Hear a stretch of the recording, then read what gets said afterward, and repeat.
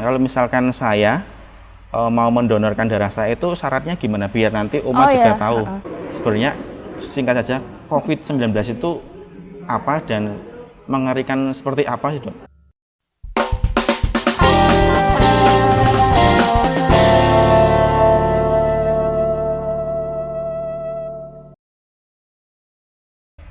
Selamat pagi dan berkah dalam, kembali lagi ke podcast Komsos Paroki Santa Teresia Sedayu. Kali ini saya akan membicarakan tentang pelayanan masyarakat dan gereja, karena ini topik yang benar-benar dinantikan oleh umat semuanya. Nah, di kesempatan kali ini saya kedatangan narasumber. Beliau saat ini berprofesi sebagai dokter di salah satu rumah sakit di Yogyakarta. Dan beliau juga aktif melakukan pelayanan di gereja, yang pada saat ini juga ada pelayanan donor darah di gereja paroki Santa Teresia Sedayu. Siapakah dia? Dia adalah Dokter Girda. Ya. Bisa perkenalkan dulu, Bu Dokter Girda? Mbak aja nggak apa-apa. Oh, Mbak, ya. Mbak Dokter ya. Ya. Nama saya Girda Binalarasati. Saya dari lingkungan Mikael, Bendung ya. Paroki Santa Teresia Sedayu. Iya. Bendung. Ya. Nah, gimana Dok kabarnya hari ini? Sehat? Puji Tuhan, sehat. Ya.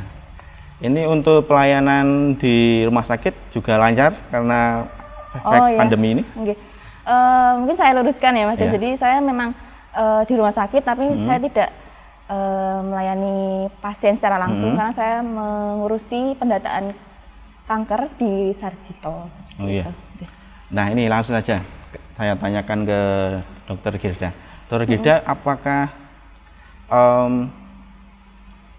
pelayanan masyarakat bagian dari pelayanan iman yang saat ini kan dokter bekerja di instansi, di rumah sakit, kemudian di gereja juga ada kegiatan yang cukup berguna sangat berguna untuk umat, itu apakah bagian dari iman menurut dokter? Sangat ya Mas. Sangat. Jadi memang menurut saya penghayatan iman itu memang bukan hanya ke gereja tiap minggu, tapi juga yang utama juga untuk masyarakat. Untuk masyarakat, seperti yang ada di sini ya? Iya. Di sini. Ini kegiatan donor darah yang memang rutin kita lakukan dari tim pelayanan kesehatan paroki. Jadi memang untuk plannya atau program kerjanya itu memang setahun 4 kali. Iya, jadi setiap 3 bulan kita adakan donor darah. Nah, ini dibantu dari mana ini, Dok? Oh ya, untuk tim yang mengambil darah itu kita selalu bekerja sama dengan PMI Bantul. PMI Bantul. Ya, baik. Ini di belakang kami ini ada kegiatan donor darah. Nanti hasil dari donor darah akan disumbangkan ke berbagai instansi rumah sakit gitu ya. Iya. Nah, kalau misalkan saya mau mendonorkan darah saya itu syaratnya gimana biar nanti umat juga tahu? Sebenarnya syaratnya itu yang jelas sudah berumur lebih dari 17 tahun. Berumur lebih dari 17 tahun. Kemudian usianya itu di bawah 60 tahun. Kalau bisa seperti itu. Cuman kalau misalnya sudah rutin donor, bisa lebih dari 60 tahun masih bisa. Asalkan rutin donor. Oh, rutin donor gitu ya. Kemudian dari usia sudah, kemudian untuk jenis kelamin bisa laki-laki, bisa perempuan. Nah, kemudian untuk perempuan tidak sedang haid. Gitu. Sebenarnya idealnya itu plus minus 7 hari haid. Jadi 7 hari sebelum haid sampai 7 hari setelah haid itu kalau bisa tidak donor dulu, karena resiko untuk HB-nya rendah itu lebih tinggi di masa-masa itu. Jadi kalau umat yang mau datang ke gereja untuk mendonorkan darah atau ke PMI seperti itu ya, nanti akan melalui pemeriksaan terlebih dahulu gitu ya, Dok? Apalagi sekarang pandemi, ada screening khusus untuk COVID, kemudian nanti screening khusus untuk syarat untuk donor. Syarat untuk donor ya. Jadi tadi baru umur, kemudian jenis kelamin semuanya, kemudian untuk wanita tadi tidak sedang haid, kemudian tidak sedang menderita sakit juga, batuk pilek itu sementara memang ditunda dulu. Kemudian sakit-sakit yang memang secara mutlak tidak boleh donor seperti HIV, sifilis, hepatitis B sama hepatitis C itu tidak bisa. Ya walaupun nanti ketika di screening darahnya nanti diperiksa ulang, cuman memang di awal kalau misalnya memang sudah tahu ada sakit tersebut sebaiknya tidak perlu donor lagi. Ya. Apakah memang di Jogja ini kebutuhan untuk darah ini memang sangat dibutuhkan, Dok? Iya, sangat dibutuhkan. Sangat dibutuhkan ya.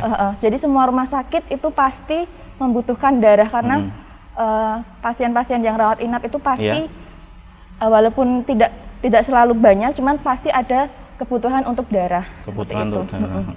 Dan apalagi sekarang kondisi pandemi ini memang animo masyarakat untuk berdonor itu agak berkurang karena takut ya. Padahal kebutuhannya tetap sama.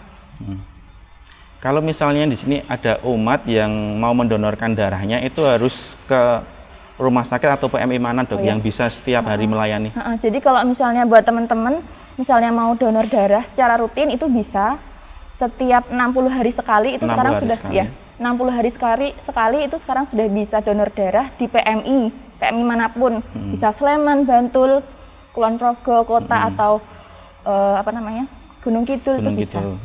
Oh bisa, berarti setiap kabupaten itu memiliki PMI ya, Dok? Ya. Nah nanti untuk umat semuanya yang hari ini tidak bisa ikut serta kegiatan donor darah, mendonorkan darahnya, bisa datang langsung ke PMI di setiap kabupaten yang tersedia gitu ya, Dok ya.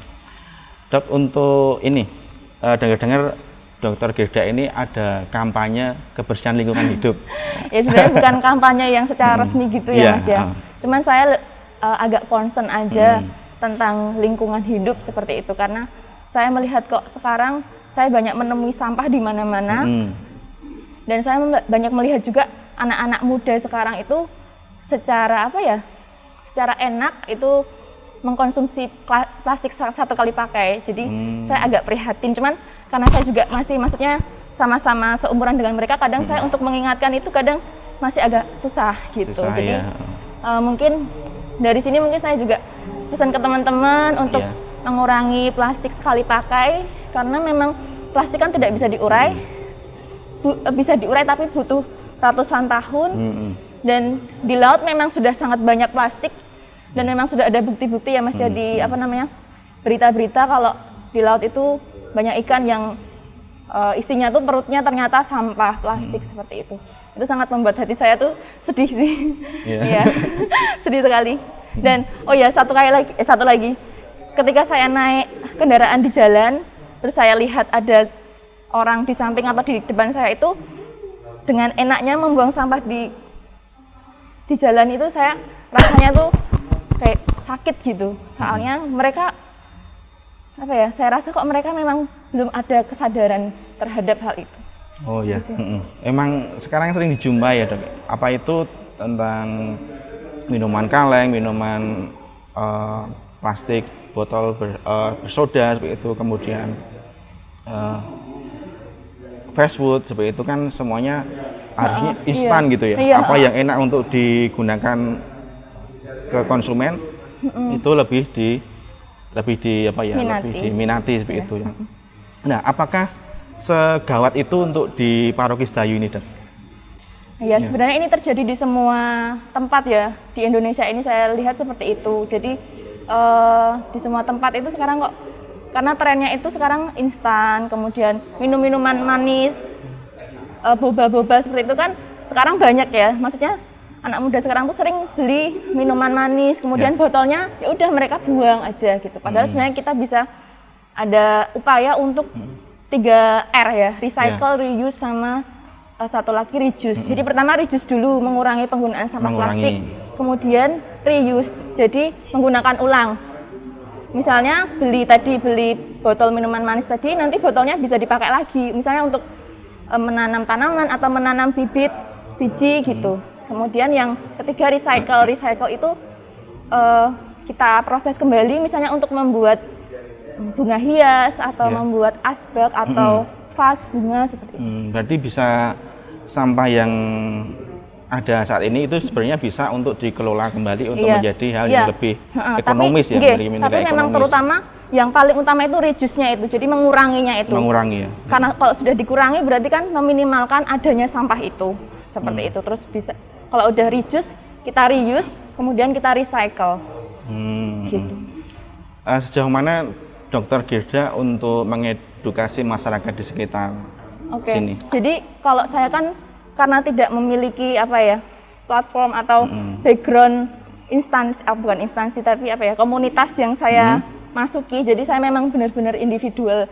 Secara individu memang pendekatannya lebih ke individual sih, antar individu. Jadi teman-teman saya sih, misalnya teman-teman saya di kantor itu juga secara secara individual saya mengajak untuk mengurangi penggunaan sampah plastik, kemudian menggunakan kembali misalnya botol-botol minuman yang memang sudah mereka beli. Nah, itu saya ajak untuk dikumpulkan, nanti bisa dipakai untuk hal yang lain seperti itu. Dan ini sebenarnya bukan hanya plastik sih Dok, tapi kayak di negara Eropa, di negara Amerika itu kan penggunaan tisu itu tisu juga ya benar. Itu menjadi fokus mereka juga saya dengar. Iya benar. Saya juga fokus untuk mengurangi tisu ya. Dan memang penggunaan tisu itu memang sangat masif sebenarnya. Sangat besar, dan itu kan kalau tisu itu kan terbuat dari pohon ya. Jadi memang berarti kita mengurangi hutan kita ya. Mengurangi hutan kita dengan kita menggunakan tisu dengan seenak kita itu, dengan berlebihan. Misalnya harusnya kita bisa cuma pakai satu aja, tapi kita misalnya ambil 2 atau 3, itu kan sebenarnya pemborosan. Menurut saya itu juga bagian dari perusahaan lingkungan hidup. Nah, jadi untuk umat Paroki Santa Teresa Sedayu, ini pesan dari Dokter Girda ini bagus, kampanye untuk menyelamatkan lingkungan hidup. Dari mulailah untuk menggunakan, kalau belanja menggunakan tas keranjang yang dimiliki di rumah, kemudian kurangi penggunaan tisu gitu. Nah, kalau dokter melihat di gereja sini, di area gereja ini, apakah untuk umat Paroki Santa Teresa Sedayu ini sudah peduli akan gereja, akan lingkungan? Akan lingkungan ya? Gereja dalam artian bentuk fisiknya ya?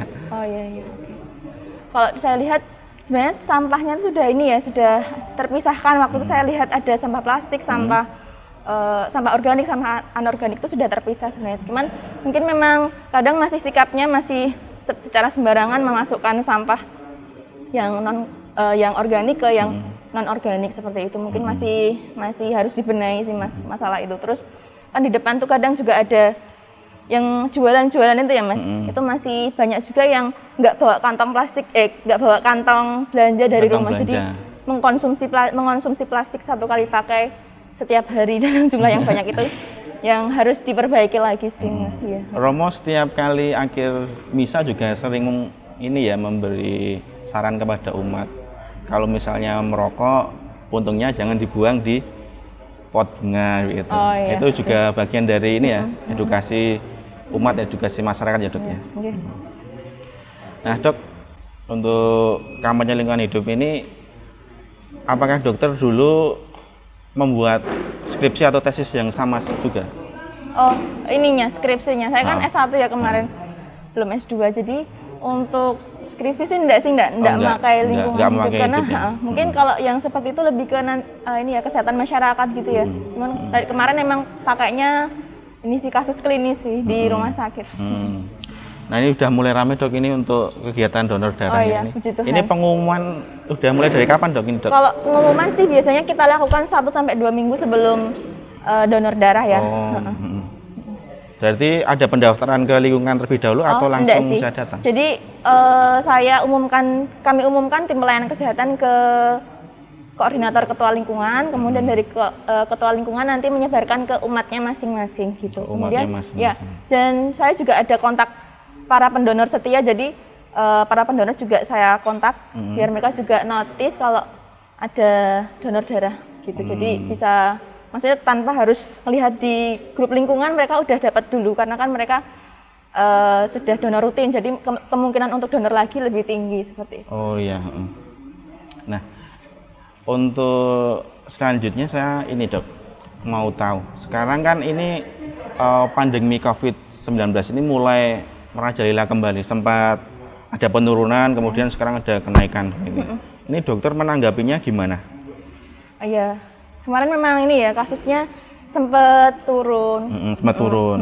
Terus sempat ya karena mungkin kita terlalu lengah ya, mungkin karena sudah tidak ada kabar lagi yang heboh, mungkin terus kita kendor untuk melakukan protokol kesehatan. Jadi kasus yang sekarang naik ini kemungkinan besar ya karena kelalaian kita untuk tetap taat sama protokol kesehatan itu sih. Dan salah satunya tadi ya apa itu menjaga kebersihan lingkungan hidup tadi ya. Iya. Karena kan bakteri dan virus lainnya bisa jadi untuk ikut pencegahan situ ya.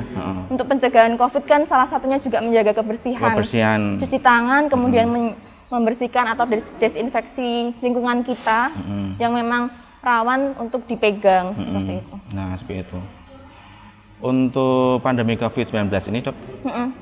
Ini kan pemerintah itu sudah mengupayakan bagaimana cara penanganannya, kemudian slogan memakai masker, mencuci tangan, hindari kerumunan, dan yang saat ini kan sudah mulai vaksinasi, sudah dimulai dari awal tahun kemarin ya. Nah, apakah yang diupayakan pemerintah ini sudah efektif untuk menangani? Sebenarnya ini kondisinya memang sangat membingungkan pemerintah, ada dilema ya, karena kan di satu sisi harus meningkatkan kesehatan masyarakat, di satu sisi harus ekonominya tetap berjalan. Itu memang saya akui memang sangat susah untuk pemerintah untuk bersikap memihak satu sisi itu. Jadi memang saya lihat saat ini memang pemerintah masih 50-50 ya. Jadi penanganan untuk COVID memang tidak yang secara masif harus lockdown seluruh saya lihat memang tidak seperti itu. Jadi pasti memang jadi ada celah untuk COVID ini merebak naik lagi. Dan kemarin juga saya membaca memang dari 5 organisasi profesi dokter itu memang ada suatu konferensi gitu, kesepakatan untuk mendesak dari pemerintah untuk melakukan PPKM total, PPKM secara besar masif seperti itu.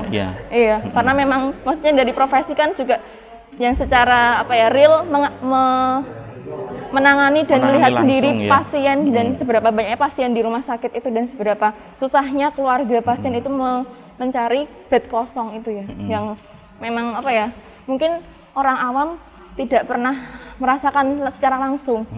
Kalau mereka belum kena virusnya itu ya mungkin mereka belum merasakan bagaimana mencekamnya di rumah sakit. Karena kemarin saya juga sempat kerja di rumah sakit dan menangani pasien COVID. Dan harus memakai hazmat yang sangat panas dan harus menangani pasien yang di ujung ajalnya. Sampai memang, segitu ya, Dok? Iya. Dan itu memang sangat memprihatinkan seperti itu. Kondisinya memang benar-benar saya sebenarnya rindu sekali kondisi yang dulu damai, tidak ada kayak gini gitu. Ya kembali lagi ke masyarakat jadi memang ke umat gitu. Tetap ikuti protokol kesehatan. Jadi anjuran pemerintah itu memang benar-benar harus dijalankan ya, Dok ya.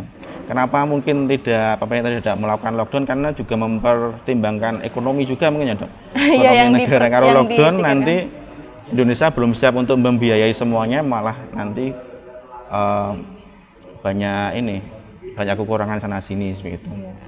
Nah, ini Dok, sebenarnya ini untuk edukasi umat di Paroki Santa Teresa Sedayu.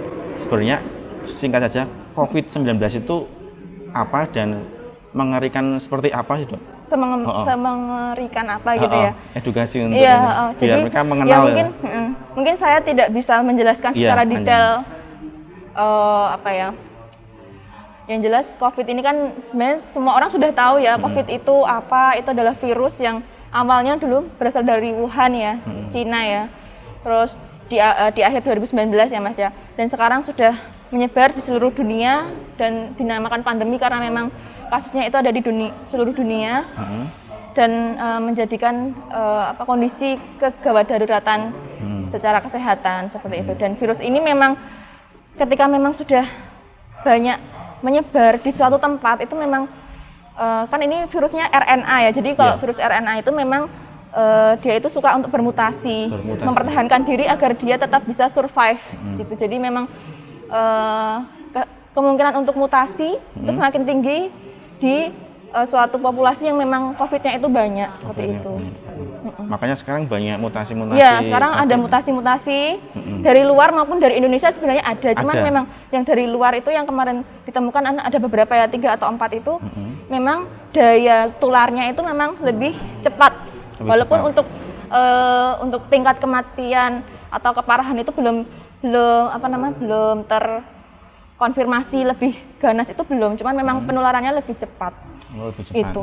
Jadi untuk teman-teman jangan lupa untuk menjaga kesehatan. Protokol kesehatannya harus sangat diutamakan. Jangan lepas masker, kecuali memang harus makan dan kalau misalnya makan dengan teman-teman juga sebisa mungkin harus jaga jarak gitu ya. Pokoknya masker, kemudian cuci tangan, jangan lupa bisa pakai alkohol maupun pakai air. Minimal kalau pakai air itu 40 detik, kalau pakai alkohol 20 detik. Ada 6 langkah dari WHO sebenarnya. Saya sebenarnya udah ada video sih di YouTube itu untuk cuci tangan ya. Terus cuci tangan, masker, kemudian jaga jarak ya. Jaga jarak memang paling aman memang 2 meter sih sebenarnya. Jadi kalau misalnya kita jaga jarak 2 meter dengan pakai masker itu sama aja resiko terinfeksinya 0%. Jadi sangat jauh lebih aman daripada kita 1 meter dan apalagi tidak pakai masker seperti itu. Itu masker, cuci tangan, jaga jarak sama hindari kerumunan. Dan yang terakhir atau sudah berjalan saat ini berani untuk divaksinasi. Vaksin. Satu lagi vaksin ya. Vaksinasi kan memang ada beberapa dan semuanya memang sudah diuji dan sudah dinyatakan aman oleh pemerintah. Jadi teman-teman nggak usah khawatir ya, nggak usah khawatir. Nanti yang jelas mungkin beberapa vaksin memang ada yang bikin demam, pusing. Cuman itu merupakan suatu reaksi tubuh untuk membentuk antibodinya. Nah, ini sebelum saya lanjutkan untuk berbicara tentang vaksin, Dok. Ini saya amati di umat paroki Santa Teresa ini masih banyak yang memakai masker kain, masker scuba juga itu. Apa itu juga sudah aman untuk hal tersebut, memakai masker kain scuba gitu? Iya. Jadi kalau untuk masker sebenarnya memang macam-macam ya. Kain bisa pakai masker medis sebenarnya bisa. Cuman kalau untuk masker kain memang kita tidak secara medis memang tidak direkomendasikan untuk kegiatan yang di dalam ruangan dan ruang tertutup. Gitu itu memang tidak dianjurkan memakai masker kain seperti itu. Apalagi scuba ya, karena kan scuba itu tipis ya Mas ya. Tipis, cuma 1 lapis ya. Memang yang paling dianjurkan memang masker medis yang 3 lapis ya. 3 lapis. Tapi memang ini menjadi suatu dilema sendiri karena kan penggunaan masker secara tiap hari kan kita harus ganti masker ya, karena kan maksimal sekali 24 jam. Benar. Dan ini menjadikan suatu kebingungan sendiri sih bagi saya, karena kan saya juga concern di lingkungan hidup juga, tapi di satu sisi juga harus menggunakan masker, terutama memang karena memang harus pakai masker medis ya, karena memang saya juga kerja di rumah sakit juga ya. Nah mungkin karena kondisinya mungkin kayak gitu dilihat dari waktunya. Jadi kan sekarang memang lebih mendesak kondisi ini, kondisi untuk COVID-nya. Jadi memang saya mengalah sedikit untuk lingkungan hidup, cuman untuk demi berakhirnya COVID yang lebih cepat sih, itu sebenarnya pengen saya seperti itu. Nah untuk idealnya memakai masker medis seperti ini itu bisa bertahan berapa hari sih? Oke, sebenarnya kalau masker medis seperti ini memang idealnya 3-4 jam diganti ya. 3-4 jam? Boros banget. Ya makanya itu sangat boros dan ya akan menumpuk sekali ya masker medis. Cuman maksimal sekali menurut referensi yang saya baca itu memang 24 jam itu harus diganti. Harus diganti. Ya.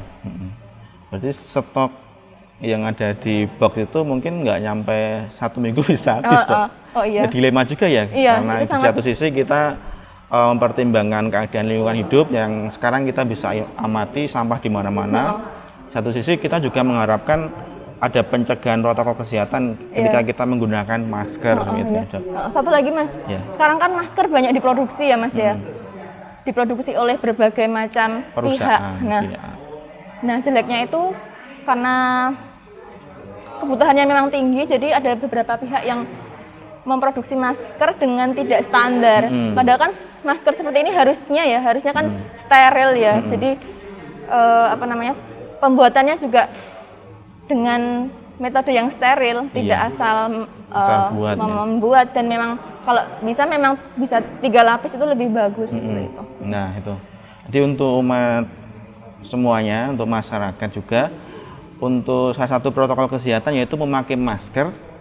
Tetapi di sini jangan lupa bahwa masker yang dianjurkan pemerintah itu adalah masker medis atau sejenisnya, tetapi yang mempunyai lapis berganda, 3 lapis tadi ya Dok ya. Nah, sekarang ke ini Dok, pertanyaan saya lanjut ke vaksinasi. Nah, ini kebetulan saya juga belum divaksinasi. Belum vaksin ya? Tahap pertama belum, tahap kedua nggak tahu nanti kapan. Nah, saya dengar banyak dari umat atau masyarakat itu setelah divaksin itu kadang ada merasakan nyeri, merasakan meriang gitu, dan kadang membuat calon yang mau divaksin itu takut, Dok, seperti itu.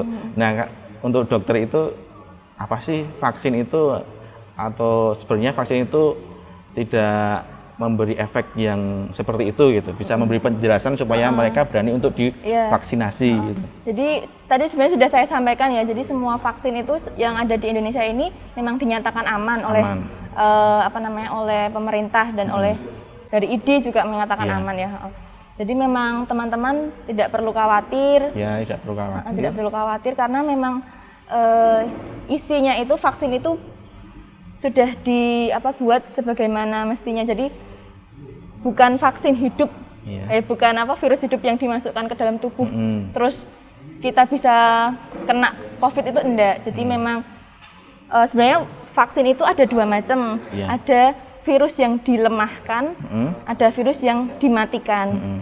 Kemudian ada virus yang memang cuman diambil bagian tubuhnya aja. Jadi kan ada kapsulnya, ada proteinnya, spike itu. Nah itu memang setiap jenis vaksin itu macam-macam. Cuman memang sudah dibuat sebagaimana mungkin aman untuk masyarakat. Jadi kalau respon tubuh kita ada demam, atau ada pusing, atau ada gergesi gitu ya, kemudian lemes seperti itu, ya nanti dilaporkan saja ke petugas kesehatan setempat, nanti biar dicatat, kemudian kalau memang perlu obat untuk mengurangi keluhan bisa didapatkan dari instansi setempat seperti itu, baik. Nah, sebelum divaksin itu baiknya kita itu harus bagaimana sih, Dok? Apakah kita harus makan makanan yang bergizi atau minum minuman yang mengandung vitamin C yang banyak, itu seperti apa sih sebelum kita vaksin gitu? Ya, yang jelas memang tidak sedang sakit, tidak sedang batuk pilek, tidak sedang demam, kemudian tidak sedang menderita penyakit berat.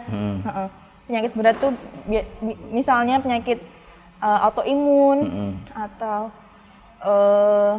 penyakit yang memang menurunkan daya tahan tubuh kita, misalnya HIV seperti itu, memang ada kondisi khusus yang memang harus stabil dulu. Jadi memang harus ada pemeriksaan tertentu untuk memastikan kondisi kita stabil. Jadi memang kalau teman-teman tidak ada riwayat sakit yang berat gitu, jangan ragu untuk vaksin. Misalnya pun ada riwayat sakit berat, enggak apa-apa, tetap vaksin aja. Nanti ada screeningnya, jadi enggak usah takut. Ada yang harus diisi.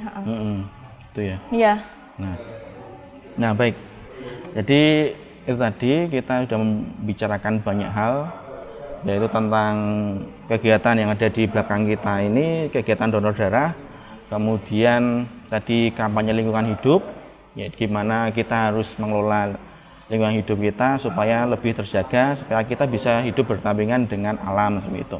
Dan yang terakhir tadi tentang bicara tentang pandemi COVID-19, apa itu virus COVID-19, apa itu dan bagaimana cara pencegahannya tadi sudah dijelaskan oleh Dr. Girda seperti itu. Nah, Dr. Girda, terima kasih atas waktunya. Sukses untuk karirnya, sukses untuk kegiatan di gereja. dan salam untuk keluarga di rumah. Ya. Terima kasih Mas Agung. Terima kasih. Nah, demikian obrolan kita hari ini.